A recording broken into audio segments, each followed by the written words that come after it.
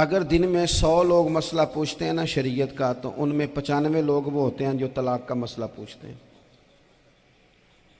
والد صاحب نے، بیٹی کے والد صاحب نے 2 مہینے پہلے آرڈر دیا ہوتا ہے فرنیچر کا۔ بیٹے کی شادی ہو تو مہینہ پہلے شیروانی والے کو بھی کہنا پڑتا ہے، گاڑیاں بک کرانی پڑتی ہیں، میرج ہال بک، یہ سارے لوازمات ہم کرتے ہیں، سارا کچھ کیا۔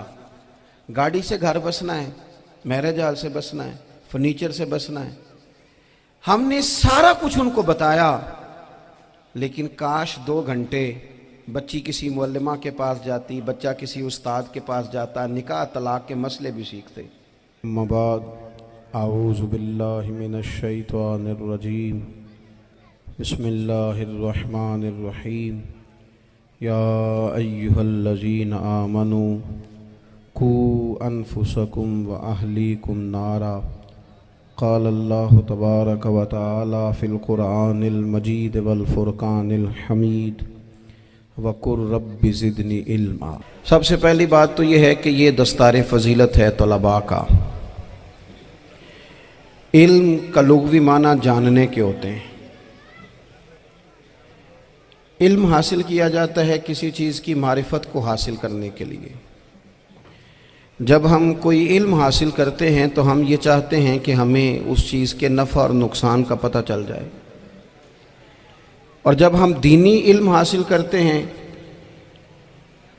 تو اس کا مقصد یہ ہوتا ہے کہ ہمیں رذائل اور خسائل ان دونوں کی خبر ہو جائے، خیر کیا ہے شر کیا ہے اس میں تمیز کا ملکہ ہمیں نصیب ہو جائے، اچھائی اور برائی کھل کر ہمارے سامنے واضح ہو جائے۔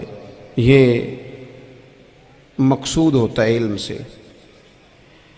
علم سے، تعلیم سے مقصد زیادہ باتیں کرنا نہیں ہوتا۔ ایک آدمی بہت زیادہ باتیں کرتا ہے تو شاید بڑا عالم ہے، ایک شخص بہت زیادہ گفتگو کرتا ہے تو اس کے پاس معلومات زیادہ، ایسا نہیں۔ بلکہ حضرت عبداللہ ابن مسعود رضی اللہ تعالیٰ عنہ سے جب کسی نے پوچھا تھا کہ بڑا عالم کون ہوتا ہے، تو آپ فرمانے لگے جو رب سے زیادہ ڈرے وہ بڑا عالم ہے۔ اور دلیل انہوں نے یہ دی کہ اللہ کریم نے قرآن مجید میں فرمایا ہے کہ انما یخشی اللہ من عبادہ العلماء، اللہ کے بندوں میں سے جو عالم ہیں وہ رب سے ڈرتے ہیں۔ تو دینی تعلیم، اس کی معلومات حاصل کرنے کی کوشش کریں، صحیح کریں۔ قرآن مجید کی ایک آیہ کریمہ کا کچھ حصہ جو میں نے تلاوت کیا، اس میں اللہ کریم نے فرمایا اپنے محبوب سے، کہا وَقُلْ رَبِّ زِدْنِي عِلْمًا، اے محبوب آپ میری بارگاہ میں یہ دعا مانگیں، آپ یہ عرض کریں کہ اے رب میرے علم میں اضافہ کر دے، اے مالک میرے علم میں اضافہ کر دے۔ بہت ساری چیزیں ایسی ہوتی ہیں جن کی زیادتی ٹھیک نہیں ہوتی، وہ زیادہ ہو جائیں تو نقصان کرتی ہیں، لیکن علم ایک ایسی چیز ہے کہ جس کے بارے میں رب کریم نے کہا کہ محبوب آپ دعا مانگیں کہ آپ کو زیادہ علم دیا جائے۔ اور پھر علم ایک ایسی چیز ہے کہ کوئی بھی آدمی یہ دعویٰ نہ کرے کہ میں نے اب بڑا حاصل کر لیا ہے، میری اب تکمیل ہو گئی ہے، میں اب مکمل ہو گیا ہوں۔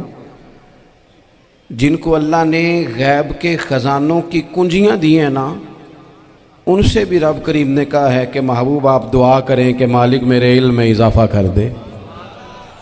تو جب وہاں تک یہ بات ہے تو پھر عام آدمی کو بھی چاہیے کہ وہ اپنی معلومات میں اضافے کا شوق پیدا کرے۔ اور تیسری بات یہ کہ جو حضور کے علم شریف پر بات کرتے ہیں وہ بھی اس آیت سے سیکھیں کہ حضور کا علم تو ہر روز رب اس میں اضافہ فرما رہا ہے، تو ہر روز اضافہ ہو رہا ہے۔ وَلَلْآخِرَةُ خَيْرٌ لَكَ مِنَ الْأُولَىٰ، ہر روز ترقی ہو رہی ہے حضور کے علم شریف کی بھی۔ تو ہمارے ہاں زیادہ تر لوگ بات اس لیے سیکھتے ہیں کہ میں کوئی کہیں سے مسئلہ سیکھوں گا پھر جا کے اپنی مسجد کے امام کو تنگ کروں گا کہ وہاں تو میں یہ سن کے آیا ہوں تو یہاں یہ کام کیوں نہیں ہوتا۔ میں کوئی بات سیکھوں گا تو پھر میں اس سے بحث کا دروازہ کھولوں گا۔ علم کا مطلب ہی اپنے آپ کو سنوارنا ہے۔ معلومات حاصل کرنے کا مطلب یہ کہ آپ کے عمل میں پختگی آئے، آپ کے کردار میں پختگی آئے، آپ نے جو سیکھا ہے آپ اس کے مطابق اپنے آپ کو ڈھالیں۔ مسلم شریف میں موجود ہے، نبی پاک صلی اللہ علیہ وسلم نے دعا مانگی ہے، اے اللہ میں اس علم سے تیری پناہ مانگتا ہوں جو علم تو ہو پر نفع والا نہ ہو۔ جس بندے کے علم نے اسے نفع نہیں دیا، وہ کچھ سیکھ نہیں سکا اس سے، تو اس کا علم کسی کو کیا نفع دے گا؟ جب خود سے اس نے، اور صوفیہ کرام تو فرماتے ہیں کہ جو لوگ بڑی معلومات حاصل کر لیں، بڑی باتیں سیکھ لیں، پنچایت میں کسی کو بولنے نہ دیں، گھر میں کسی کو بولنے نہ دیں، بہت سارے لوگ تو علماء کو بھی مشورہ دیتے ہیں، بڑی باتیں کرے، لیکن عمل کے لحاظ سے بندہ زیرو ہو تو اہل دل فرماتے ہیں اس کی صحبت سے بچو۔ اسے بڑا پتہ ہے، بڑی باتیں آتی ہیں، بڑی باتیں آتی ہیں، بڑی باتیں کرتا ہے، لیکن گفتگو کی حد تک تو بہت بڑا ہے، عمل کے معاملے میں صفر ہے۔ بہت سارے لوگ مسجد کے حجرے میں میٹنگ ہو رہی ہوتی ہے اور وہ لمبی لمبی دلیلیں اور مشورے دے رہے ہوتے ہیں، نماز کا ٹائم آ جائے تو اٹھ کے چلے جاتے ہیں، کہتے ہیں میں اپنے محلے دی مسیتیں پڑھنی ہیں۔ کئیوں کو کام یاد آ جاتا ہے۔ فرمایا کہ شخص کے پاس معلومات بڑی ہوں لیکن عمل کے معاملے میں بندہ زیرو ہو تو اسے بچنا کیوں؟ اس لیے کہ اگر پڑھا لکھا آدمی بے عمل ہونا تو وہ اپنی بے عملی پر بھی دلیلیں پیش کرتا ہے، وہ کہتا ہے میں یہ کام نہیں کرتا تو یہ میرے پاس دلیل ہے، وہ تو بے عملی کو بھی مزین کر دے گا معاذ اللہ۔ تو دینی تعلیم ایک تو حاصل اس لیے کریں کہ ہم نے اپنے آپ کو سنوارنا ہے، اور دوسرا علم کا شوق طبیعت میں ہو۔ دیکھیں نا، اللہ کے حبیب صلی اللہ علیہ وسلم نے فرمایا ہے کہ جو علم کے رستے پہ چل پڑا وہ جنت کے رستے پہ چل پڑا ہے۔ جمعوں میں، محفلوں میں کانوں کے ذائقے کے لیے نہ آئیں، اس لیے آئیں کہ میرے علم میں، میرے عمل میں یہ کوئی اضافے کی بات بنے گی، میں کوئی نصیحت حاصل کروں گا تو میرے دل کا زنگ اترے گا۔ ہمارے ہاں یہاں لوگ مزے کے لیے آتے ہیں اور آج کل لوگ فوٹو کے لیے آتے ہیں۔ ان دو کاموں سے نکل کر خالص اصلاح کی نیت سے علم کا شوق، ہمارے ہاں تیزی سے ایک حرکت کی گئی، علماء کا وقار خراب کیا گیا اور لوگوں کو دینی علوم سے دور کیا گیا، اور اس میں بعض بیچارے واعظین اور خطباء نے بھی کردار ادا کیا جب جعلی پیر کی تعریفیں کھول کے کیں، اور اسے پتہ نہیں کہاں تک۔ یہ اسٹیج ہوتے ہیں نا، ان میں کوئی بندہ اچھا لگے بھی تو اس کے لیے دعا کرنی چاہیے، تعریفیں نہیں کرنی چاہیے۔ تعریفیں اس کا کوئی فائدہ نہیں ہے، اس بندے کو تو دعا کا فائدہ ہے، اگر آپ کو اچھا لگ رہا ہے تو اسے دعا دیں، اس سے زیادہ کچھ نہیں کریں۔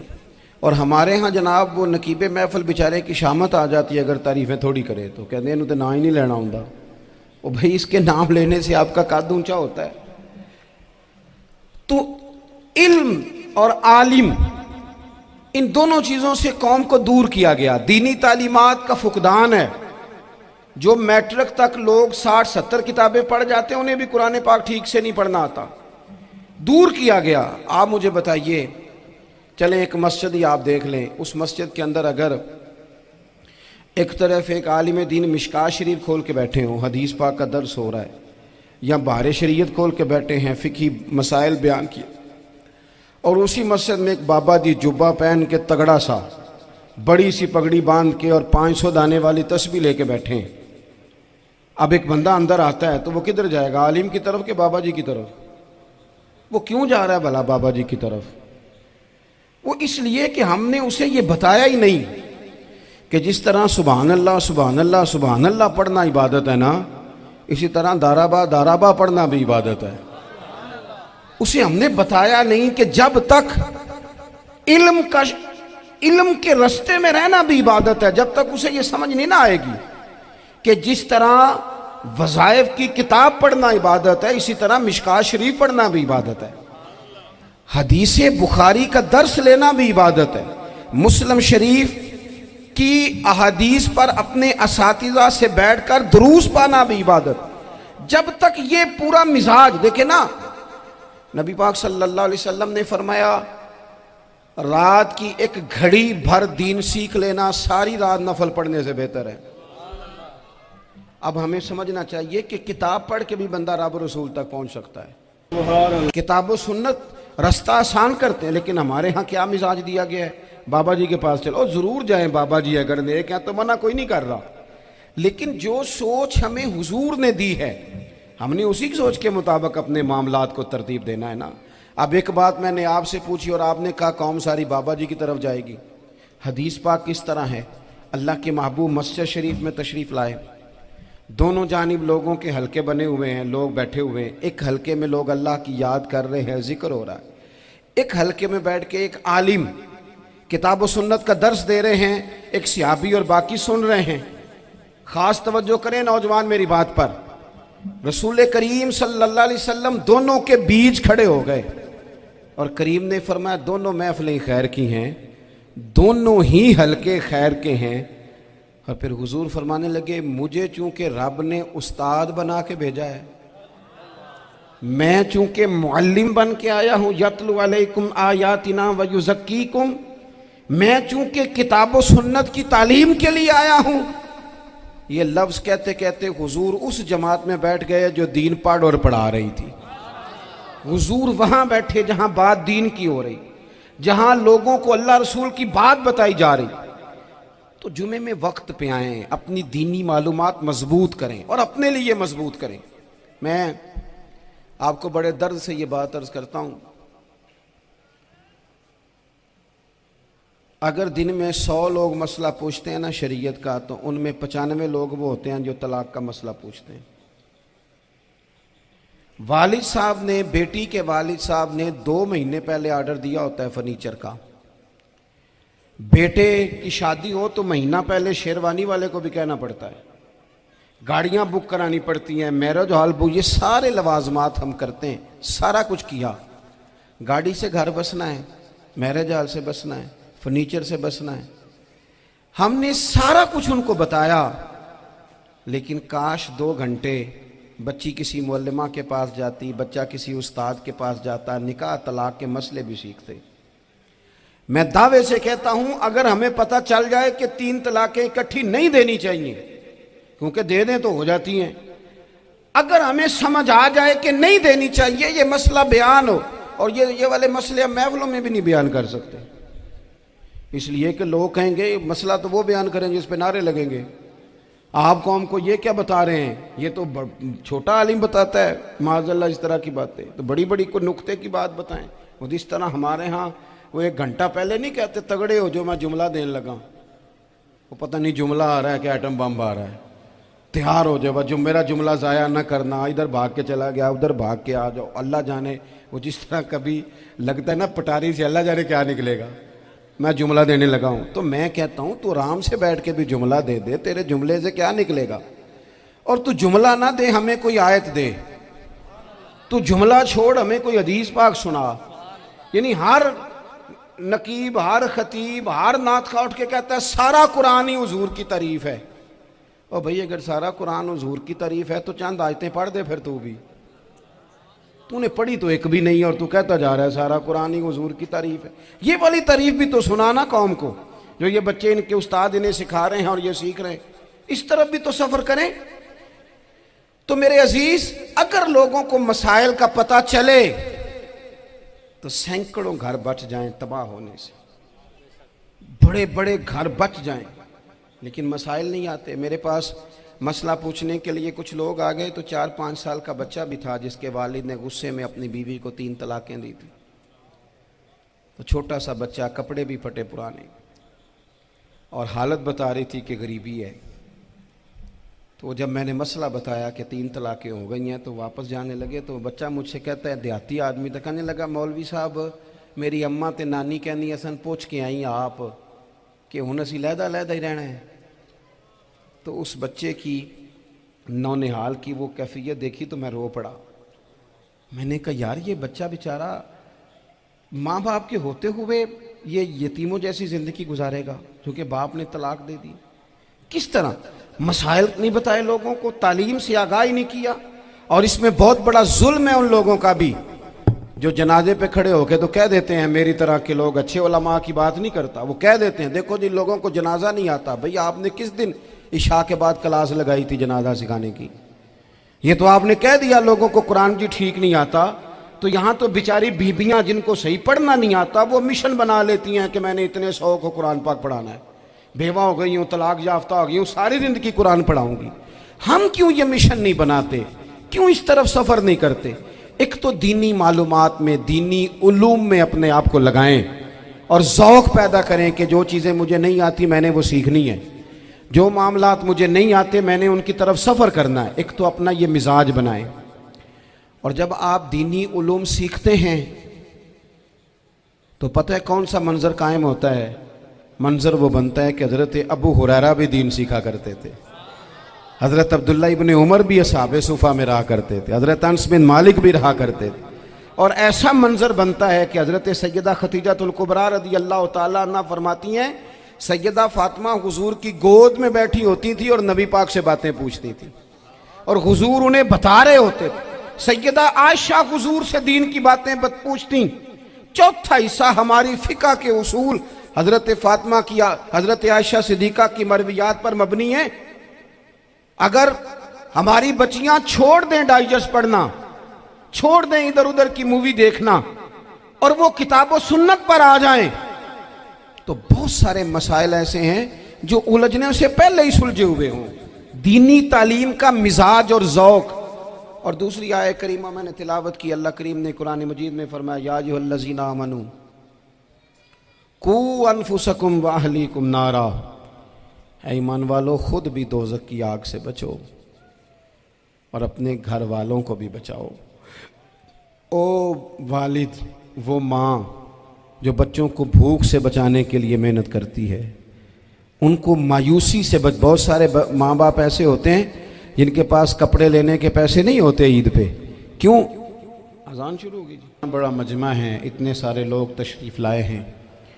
ایک گزارش آپ حضرات کی خدمت میں رکھ کے بس میں نے بات کو سمیٹنا ہے۔ دو باتیں میں نے آپ کی خدمت میں عرض کی ہیں، ایک تو دینی علم کا ذوق پیدا کریں، اور دوسرا اپنے گھروں میں تھوڑا ٹھہراؤ لائیں، تھوڑا سا اپنے، یہ بچوں کے دستار فضیلت کا اجتماع تھا اس لیے میں نے یہ بات عرض کی، اپنے گھروں میں تھوڑا حوصلہ قناعت لائیں۔ حضرت عائشہ صدیقہ رضی اللہ تعالیٰ عنہ فرماتی ہیں ایسا نہیں تھا کہ ہمارے گھر کے اندر مال نہیں آتا تھا، اللہ کے فضل سے بڑا کچھ آتا تھا، لیکن فرماتی ہیں ہم اثار کر دیا کرتے تھے۔ حضور کا مزاج اثار کر دینے کا ہے۔ یاد رکھنا، شمع سے اگر کئی شمعیں جل جائیں تو اس کی روشنی میں کبھی کمی نہیں آتی، ہزاروں دیے بھی جل جائیں تو یہ دیے ماند نہیں پڑتے۔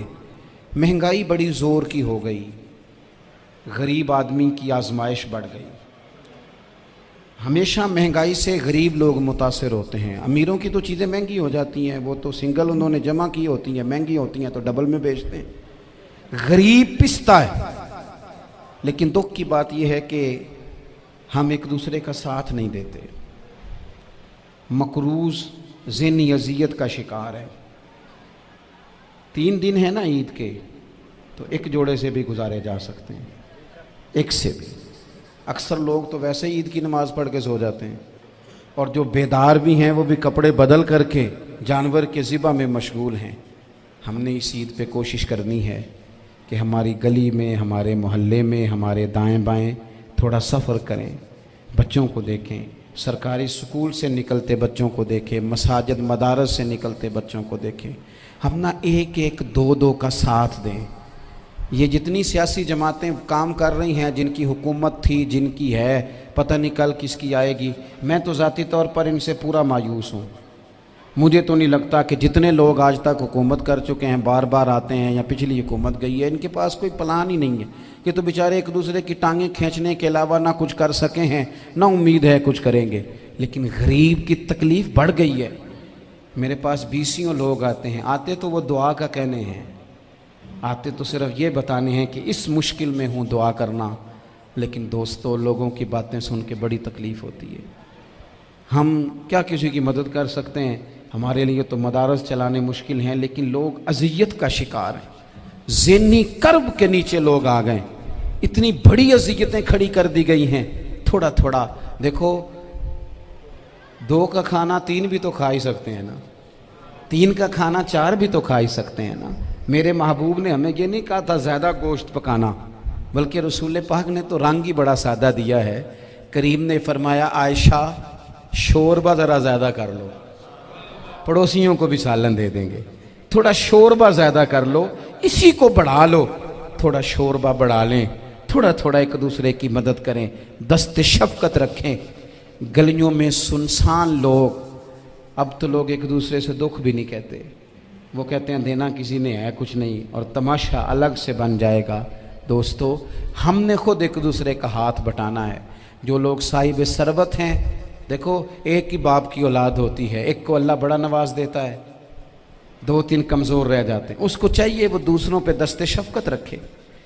ایک گلی میں سارے لوگ ایک ہی قبیلے کے، ایک ہی علاقے کے، ایک آگے نکل گیا ہے، اسے چاہیے وہ دوسروں کا خیال کرے۔ عزیز بھائیوں، ہم نے اس کمر توڑ مہنگائی کے دور میں نے جمعے میں امیر لوگوں سے کہا تھا کہ قربانیاں کرنی تو ہے ہی، تو تم تو سارا سال گوشت کھاتے ہو۔ کیا آپ کو بتاؤں کہ ہم اس وطن میں رہتے ہیں جہاں فریج اور فریزر بڑی عید سے پہلے زیادہ بکتے ہیں۔ فریج نہیں لے آؤ، بڑی لے آؤ، چونکہ گوشت سیو کرنا ہے، سارا سال بھی تو ملتا ہے نا امیروں۔ میں نے تو کہا تھا اس گاؤں میں لے جاؤ جہاں قربانی کوئی نہیں کر رہا، ذبح ہی وہاں جا کے کر لو، تھوڑی سی گنجائش بنائیں اپنے دلوں میں۔ یہ ضروری نہیں کہ سامنے والا آپ کا شکریہ بھی ادا کرے۔ حضرت عائشہ صدیقہ رضی اللہ تعالیٰ عنہ، اماں جی ایک کنیز رکھی ہوئی تھی، حضرت عثمان غنی نے دی تھی کہ آپ کی خدمت کریں گی، تو وہ کنیز کہتی ہے کہ اماں جی تو میری بھی روٹیاں پکا دیتی تھی، وہ تو میرے لیے بھی کھانے کا اہتمام کر دیتی تھی، لیکن کوئی دروازے پہ اگر مانگنے آتا تو حضرت عائشہ صدیقہ مجھے کہتی اسے خیرات دے آؤ، تو میں کہتی اماں جی یہ کام تو لوگ دوڑ کے کرتے ہیں اور آپ یہ مجھے کہہ رہی ہیں میں کر دوں؟ تو حضرت عائشہ فرماتی جب کوئی بندہ کسی کو دیتا ہے تو وہ شکریہ ادا کرتا ہے، میں چاہتی ہوں وہ شکریہ بھی تیرا ہی ادا کر جائے، میں نے جو اجر لینا ہے وہ رب کی بارگاہ سے لینا ہے۔ تو میرے بھائی اپنی زندگی میں تھوڑا سا تو دل بڑا کریں، تھوڑی تھوڑی گنجائش پیدا کریں، اور یہ ضروری نہیں کہ اس بندے کا آپ سے بڑا اچھا سلوک ہی ہو، نہ بھی ہو اس غریب کا سلوک اچھا، تو بعض اوقات بندہ غریبی میں تلخ بھی تو ہو ہی جاتا ہے نا۔ بعض اوقات انسان پہ غربت زیادہ آ جائے تو اس کی طبیعت بھی تو، بیمار آدمی سخت بھی تو ہو جاتا ہے۔ تو میری آپ سے یہ گزارش ہے کہ یہ جو دن چل رہے ہیں وہ ہمارے ہاں ہمارے حکمران کہتے ہیں مزید سخت فیصلے کرنے پڑیں گے، اور میں نے کہا تمہارے لیے تو آسان ہے، اس لیے کہ تم تو جس دفتر میں بیٹھ کے فیصلہ کرتے ہو اس کی تو بتی کوئی نہیں جاتی، تمہیں کیا پتا ہو، وہاں تو اے سی بھی 1 منٹ کے لیے بند نہیں ہوتا۔ یہ تو اس سے پوچھو باپ سے کہ جو عید سے پہلے اپنی بیوی سے مشورہ کر رہا ہے کہ عید آ گئی ہے، اگر بیٹی کے گھر کپڑے نہ بھیجے تو اس کی ساس باتیں کرے گی۔ یہ چھوٹی عید گزری تھی نا، تو ہمارے ہاں کچھ لوگ سمجھتے ہیں کہ سخاوت صرف رمضان میں ہی کرنی ہے، اور رمضان میں ثواب زیادہ ہے، ورنہ راشن ونڈن والے اور لوگ کو عیدوں بعد بھی بھوک لگ دیجئے، عید کے بعد بھی اسی طرح ہی غریب کے ساتھ پیٹ ہوتا ہے، لیکن توجہ نہیں۔ ایک تو ذوق علم پیدا کریں، ایک اپنے گھر میں اطمینان کا ماحول لائیں۔ تیسری گزارش یہ ہے کہ مہنگائی اور سختی کے اس دور میں اپنے مسلمان بھائیوں کا، عزیزوں کا، اہل محلہ کا ہاتھ بٹائیں، پیار کریں۔ اللہ کے حضور دعا ہے اللہ ہماری اس حاضری کو قبولیت کا شرف عطا کرے۔ آخر دعویٰ